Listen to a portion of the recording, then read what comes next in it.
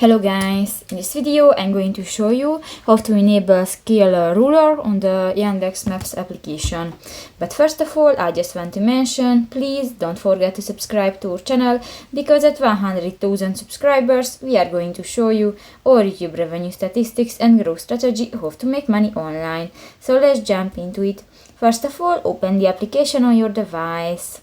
So that's the home screen, and you can find different buttons. Click to the three line at the upper right corner of the home screen, click to the settings, and in the map and interface section you can find the interface.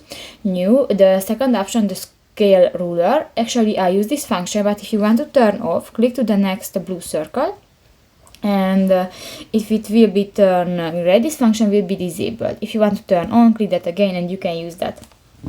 So that's pretty much it for this video, guys. See you in the next one. Bye bye.